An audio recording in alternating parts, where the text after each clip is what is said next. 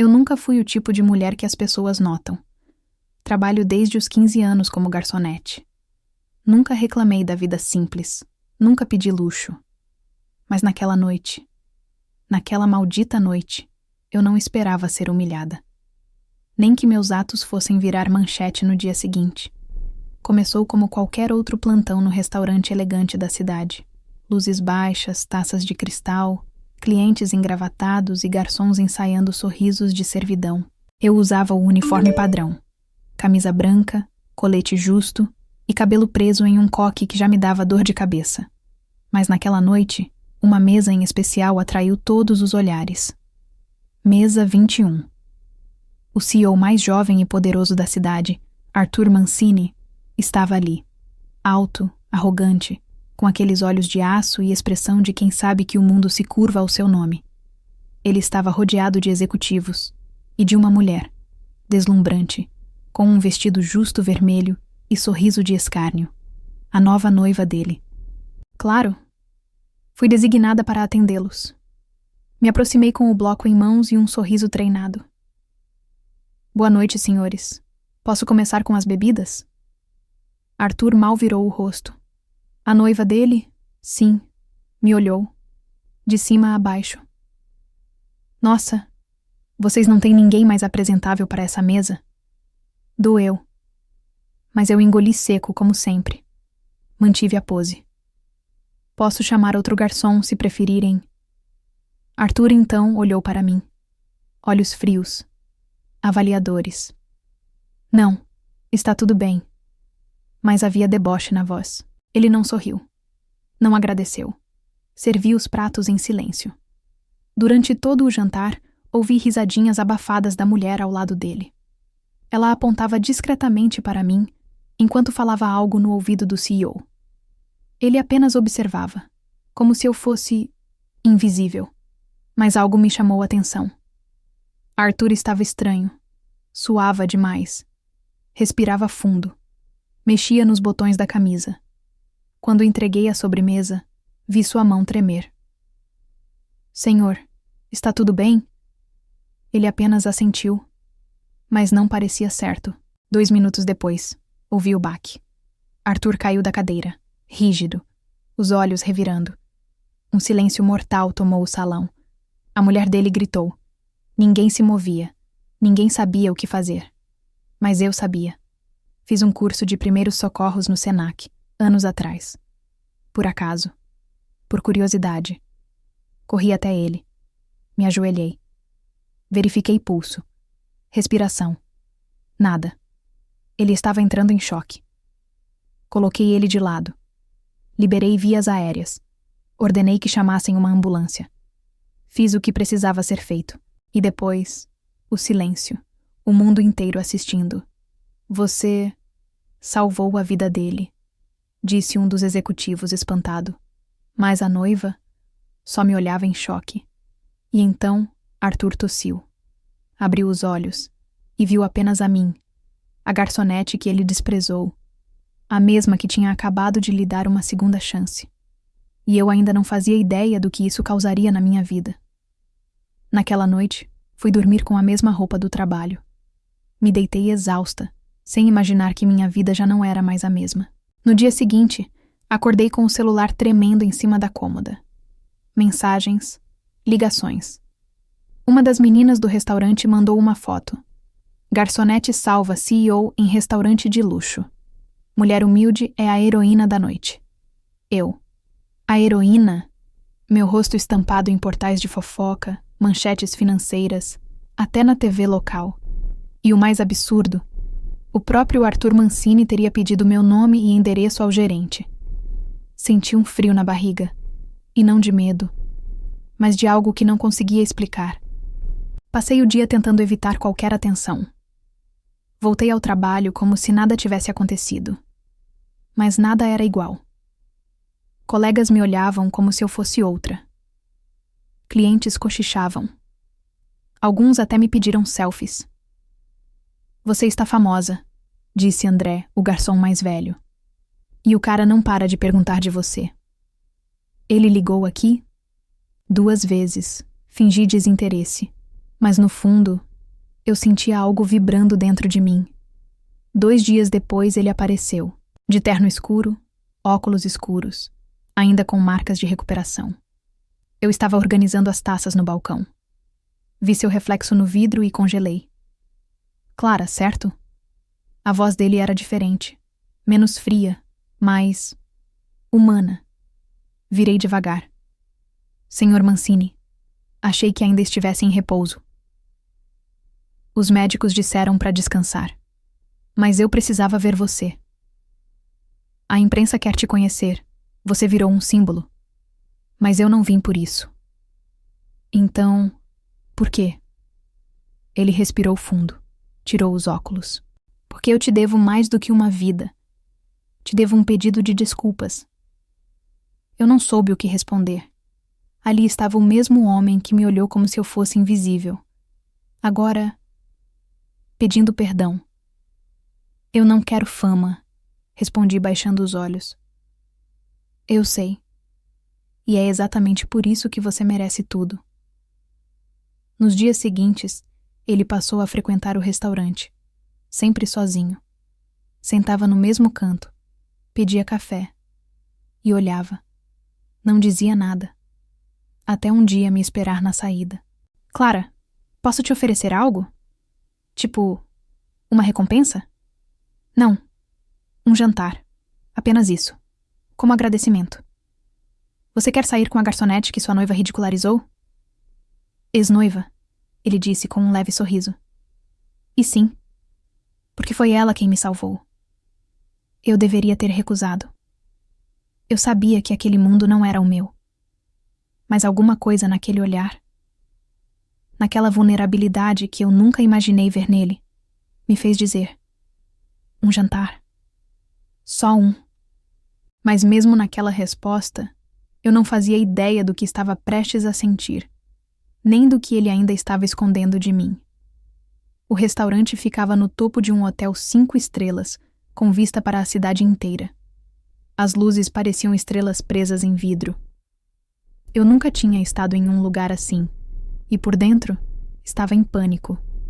Usei meu vestido mais decente, preto, simples, com mangas rendadas. Prendi o cabelo, passei um batom discreto e tentei parecer alguém que pertencia àquele mundo. Mas quando cheguei, o garçom na porta hesitou antes de me deixar entrar. Até que Arthur apareceu, pontual como um relógio suíço. Você está linda, disse ele, com sinceridade que me desconcertou. Você parece mais leve. Ele sorriu e me guiou até uma mesa isolada, cercada de vidro. A cidade aos nossos pés. Conversamos por horas. Sobre a vida, sobre o que significa ser visto como inferior. Sobre como ele nunca teve uma infância normal. Sobre a primeira vez que ele pensou em desistir de tudo. E você, Clara, o que sonha? Eu sonho em ser livre, ter um cantinho só meu, sabe? Um lugar onde ninguém me mande calar, onde eu possa viver do que amo. Ele me olhou com interesse genuíno. E o que você ama? Escrever, histórias, mas nunca tive tempo ou dinheiro para sonhar com isso. Talvez esteja na hora de começar. Mas nem tudo naquela noite foi leve. No meio do jantar, vi uma mulher entrar no restaurante. A mesma do vestido vermelho. A ex-noiva. Ela nos viu, parou, e caminhou até a mesa com um sorriso venenoso. Ora, ora. O herói agora janta com a criada? Que fofo. Arthur ficou tenso. Vai embora, Bianca. Não antes de lembrar quem você realmente é. Ela lançou um olhar para mim. Cortante. Ele pode parecer doce agora, mas um homem que mente sobre o que fez no passado sempre volta a ser o mesmo. Bianca. Cuidado, garçonete. Nem tudo o que reluz é ouro. Ela se virou e saiu. Eu fiquei em silêncio. Mas algo dentro de mim doeu. Do que ela estava falando, Arthur? Ele respirou fundo. Demorou a responder. Bianca nunca aceitou que eu saí de uma sociedade familiar suja. Negócios escuros, lavagem de dinheiro. Eu cortei todos os laços. E isso me custou tudo. Então ela estava mentindo? Sim. E não. Parte de mim já foi mais suja do que você imagina. O silêncio entre nós era pesado. Clara, eu entendo se quiser ir embora. Eu não vou. Por quê? Porque todo mundo tem um passado. O que importa é o que você faz com ele agora. Saímos do restaurante lado a lado, mas meu coração estava dividido. Algo em mim acreditava nele, mas algo mais temia que esse mundo de luxo e escândalos fosse engolir o pouco de paz que ainda me restava. E eu não estava errada. O que aconteceu depois mudaria tudo entre nós. O telefone tocou às 6 da manhã. Era minha gerente. A voz dela tremia. Clara, você viu o que saiu hoje nos portais? O quê? Te colocaram no meio de uma denúncia contra o Mancini. Estão dizendo que você é cúmplice. Cúmplice. A palavra ficou ecoando na minha cabeça como um soco surdo. Corri até o celular. E lá estava. Garçonete que salvou o CEO está envolvida em esquema antigo da família Mancini? Minha foto. Meu nome. Minha vida exposta como se eu fosse uma criminosa. Tentei ligar para Arthur. Nada. Nenhuma resposta. Tentei passar o dia no trabalho, mas os olhares eram outros agora. De admiração para desconfiança. E então, o pior. Fui chamada na sala da gerência. Clara, por precaução, vamos suspender você até a poeira baixar.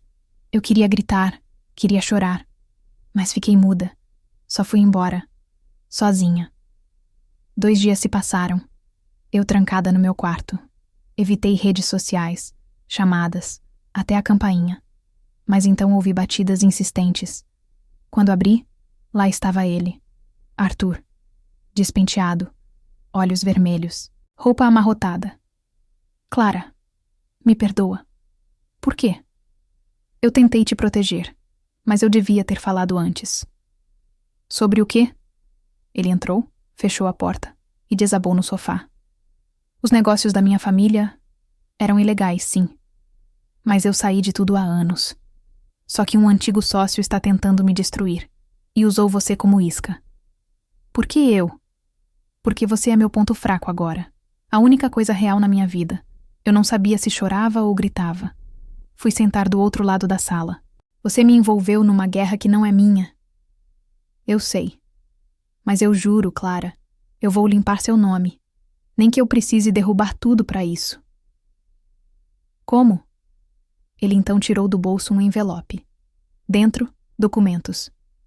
Provas, áudios, contratos. Tudo o que expõe o verdadeiro responsável por isso. E por que não entrega? Porque se eu fizer, minha empresa desmorona. Meus sócios me destroem. E eu perco tudo. Inclusive a mim? O silêncio foi a resposta. Naquela noite, fiquei olhando para o teto, pensando em como uma vida simples era tão injusta, mas ao mesmo tempo, como o amor também era coragem. Na manhã seguinte, acordei com uma notificação. CEO Arthur Mancini renuncia ao cargo e entrega documentos à polícia. Eu chorei, não de tristeza, mas de alívio, de saber que ele escolheu a verdade, e escolheu a mim. Horas depois recebi uma mensagem. Agora sim, você pode viver livre. Eu precisava perder tudo para finalmente ser inteiro. Me perdoa. Arthur. Mas o destino ainda não havia terminado comigo. Naquela noite, me bateram à porta novamente. E o que aconteceu ali mudaria para sempre o rumo dessa história. E dessa vez, eu teria que escolher. Quando abri a porta, não era Arthur. Era um homem de terno cinza, expressão firme, acompanhado de uma mulher elegante com crachá da editora Vértice Literária. Clara Ribeiro? Sim. Podemos conversar? Eles entraram com respeito, como se estivessem diante de algo precioso. A mulher abriu a bolsa, tirou um pequeno caderno encadernado à mão. Encontramos esse material com o seu nome. Você escreve? Meu coração acelerou. Era meu antigo caderno de rascunhos. O mesmo que eu deixava escondido entre as caixas no armário do restaurante. O mesmo que Arthur tinha lido quando me esperou na saída, semanas atrás. Escrevo sim, mas é só um passatempo. Com todo respeito, senhorita Ribeiro, isso não é passatempo. É literatura crua, sensível, com alma. Queremos publicar. Fiquei em choque. Não sabia o que dizer. O Arthur nos enviou. Ele disse que você salvou a vida dele 2 vezes, no chão do restaurante e na alma. Foram dias de reviravolta. O escândalo esfriou. Os portais começaram a desmentir o que haviam publicado. O nome dele ficou limpo. E o meu também. Mas Arthur desapareceu. Nenhuma mensagem, nenhuma ligação. Era como se ele tivesse saído da minha vida com a mesma força com que entrou. 3 meses depois, no lançamento do meu primeiro livro, a livraria estava cheia. Luzes, pessoas, câmeras. E eu, ali no centro. A mulher que um dia serviu mesas, agora autografando histórias. Na última página, havia uma dedicatória. Para o homem que me ensinou que até o coração mais duro pode aprender a amar, mesmo se for tarde demais. Fechei o livro. E foi quando ouvi uma voz atrás de mim.